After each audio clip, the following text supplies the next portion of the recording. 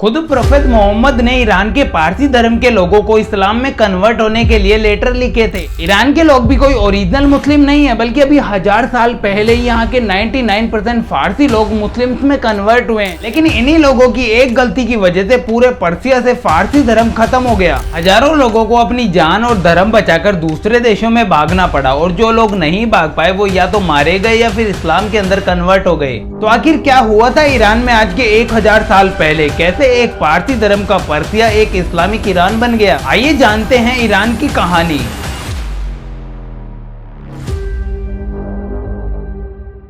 फारसी पर मुस्लिम विजय, जिसे ईरान पर अरब विजय भी कहा जाता है, जो साल 632 से 654 के बीच में रशीदुन खलीफा द्वारा किया गया एक अटैक था, जिसकी वजह से पर्सिया एक इस्लामिक ईरान बन गया। पर्सिया को मुस्लिम बनाने की शुरुआत खुद प्रोफेट मोहम्मद ने ही की थी 622 में, जिसके बाद पर्सिया के सासेनियन साम्राज्य का अंत हुआ, फारसी धर्म का अंत हुआ और पूरा पर्सिया एक इस्लामिक ईरान बन गया। बचे हुए फारसी लोग अपना धर्म बचाने के लिए ईरान से भागकर भारत आ गए। लेकिन ये सब हुआ कैसे? वो कौन सी गलतियां थी जिसने पूरे पर्सियन साम्राज्य को ही खत्म कर दिया? ये जानने के लिए हमें थोड़ा पर्सिया का इतिहास जानना पड़ेगा। पर्सिया का इतिहास शुरू होता है 1 BC से, जब रोमन के बिजान्टिन साम्राज्य और पार्थियों के सासेनियन साम्राज्य के बीच में युद्ध होना शुरू हुआ था। लेकिन बिजान्टिन साम्राज्य के साथ छोटी छोटी लड़ाइयों ने सासेनियन साम्राज्य की ताकत को जरा कम कर दिया, जिसकी वजह से मुस्लिम्स की पर्सिया पर नजर पड़ गई। दूसरी ओर सासेनियन साम्राज्य के अंदर भी कुछ प्रॉब्लम चल रही थी। सासेनियन साम्राज्य भी हिंदुओं की तरह 4 क्लासेज में डिवाइड था: पुजारी, योद्धा, सचिव और आम लोग, जिनके बीच कार्यों और गरीबी को लेकर भेदभाव होता था।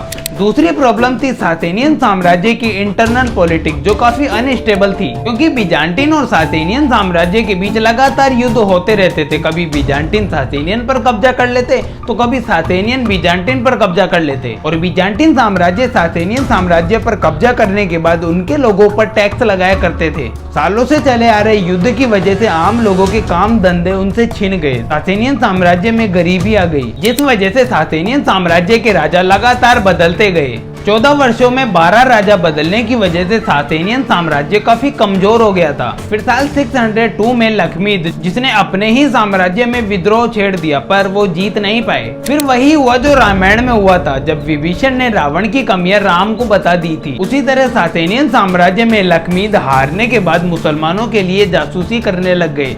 वो कहावत है ना, धोखा हमेशा अपने ही देते हैं। ये कहावत आगे जाके पर्सिया के लिए बहुत काम आएगी, बस देखते जाओ। फिर 602 में सासेनियन साम्राज्य और बिजान्टिन साम्राज्य के बीच दोबारा युद्ध शुरू हो गया और 628 तक चलता रहा। बिजान्टिन और सासेनियन साम्राज्य के इस युद्ध की वजह से सासेनियन साम्राज्य और भी ज्यादा कमजोर हो गया, जिसका फायदा उठाया मुस्लिम राजाओं ने, जिसकी शुरुआत ही खुद प्रोफेट मोहम्मद ने की थी। इस्लामिक परंपरा ये मानती है कि साल 628 में हुई हुदबायु ट्रीटी के बाद प्रोफेट मोहम्मद ने विभिन्न ट्राइब्स को, राज्यों के राजकुमारों को, राजाओं को और विभिन्न मंत्रियों को कई लेटर भेजे थे। मेनली उन्होंने ये कहा था कि कोई भी देवता नहीं है, सिर्फ एक ईश्वर है और मैं उसका सेवक पैगंबर हूँ। मैं आपको अंतिम चेतावनी देने आया हूँ, इस्लाम अपनाओ और पापों से मुक्त हो जाओ। अगर आप इस्लाम नहीं अपनाओगे तो आप जादूगरों के पापों के लिए जिम्मेदार होंगे।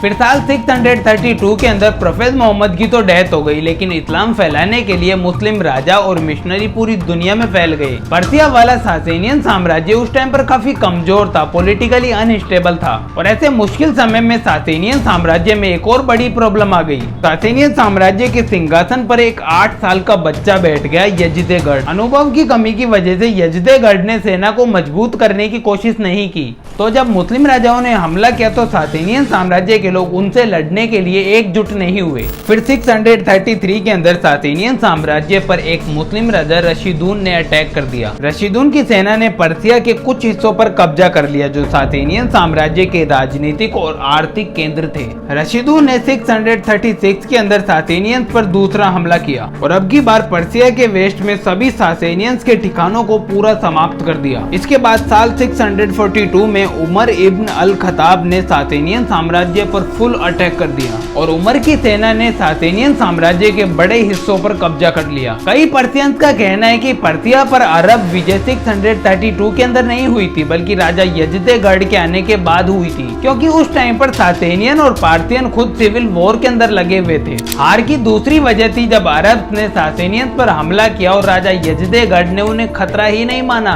और अरब की सेना से लड़ने के लिए अपनी सेना भेजने से इनकार कर दिया। फिर जब अरब की सेना पर्सिया की और भी ज्यादा अंदर घुस गई, तब जाकर राजा यजदेगढ़ ने अपनी सेना भेजी। सेना लेट भेजने के बावजूद फारसी सेना शुरुआत में अरब से जीतने लगी थी, लेकिन फिर अरब की सेना जो बिजान्टिन साम्राज्य से लड़ रही थी वो भी फारसियों से लड़ने के लिए आ गई, तो अरब की सेना डबल तिबल हो गई, जिसका सामना फारसी सेना नहीं कर पाई और अंत में फारसी सेना हार गई। साल 651 के अंदर राजा यजदेगढ़ की मौत के बाद सासेनियन साम्राज्य का अंत हो गया।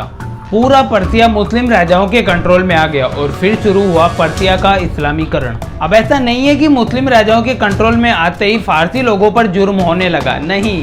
उमर खलीफा ने पर्सिया के राजनीतिक और एकता को बनाए रखने की कोशिश की। उन्होंने जजिया कर सिर्फ आदमियों पर लगाया, महिलाओं पर नहीं, और फोर्सफुली धर्म बदलवाने पर भी उन्होंने रोक लगा दी। लेकिन उमर खलीफा की डेथ होते ही पर्सिया के बुरे दिन शुरू हो गए, क्योंकि जो नए मुस्लिम राजा आए उन्होंने फारसी लोगों पर बहुत जुर्म किया। इस्लाम के अलावा दूसरे धर्म को फॉलो करने पर जो जजिया कर लगता था, उसके अलावा एक पुराना सासेनियन भूमि कर और लगा दिया। ऐसा बताया जाता है कि फारसियों को बुरा महसूस करवाने के लिए जब वो जजिया कर देने आते थे तो उन्हें अपमानित किया जाता था। कई लोगों को जजिया कर देते समय ही उन्हें मार दिया जाता था या गुलाम बना लिया जाता था या फिर कैद कर लिया जाता था। जो फारसी इस्लाम में कन्वर्ट होता था उसे विशेष अधिकार दिए जाते थे, जैसे इस्लाम में कन्वर्ट होने पर पैसे देना, कुरान को फारसी लैंग्वेज में पढ़ने देना। जो फारसी लोग गरीब और मजदूर थे वो तो आसानी से इस्लाम के अंदर कन्वर्ट हो गए, लेकिन अमीर फारसी लोग इतनी आसानी से कन्वर्ट नहीं हुए, क्योंकि वो जितने भी टैक्स लगते थे वो दे सकते थे। लेकिन जो लोग जजिया कर नहीं दे पाए और इस्लाम के अंदर कन्वर्ट भी नहीं होना चाहते थे, उन्हें मार दिया जाता था। उमर खलीफा के मरने के बाद बहुत बड़े लेवल पर फारसी पुजारियों के मरने की घटनाएं सामने आने लगी। पर्सिया का इस्लामीकरण धीरे धीरे हुआ, लेकिन 10वीं शताब्दी तक 99% फारसी लोग इस्लाम के अंदर कन्वर्ट हो गए। आज ईरान एक फुल्ली इस्लामिक कंट्री बन चुका है, जहाँ के 99% लोग मुस्लिम ही हैं, लेकिन आज भी कुछ लोग हैं जो फारसी के फारसी ही हैं। उन्होंने धर्म परिवर्तन नहीं किया। पर्सिया की कहानी से हमें एक बहुत अच्छी सीख सीखने को मिलती है कि खुद के अंदर की कमियों को और खुद के देश के अंदर की कमियों को छिपा कर रखो। उनको इतना बाहर मत आने दो कि बाहर वाले उनका फायदा उठा लें। उम्मीद है आपको ये आज का वीडियो पसंद आया होगा, और अगर पसंद आया है तो सब्सक्राइब कर दो। बाकी फिर मिलते हैं नेक्स्ट वीडियो में।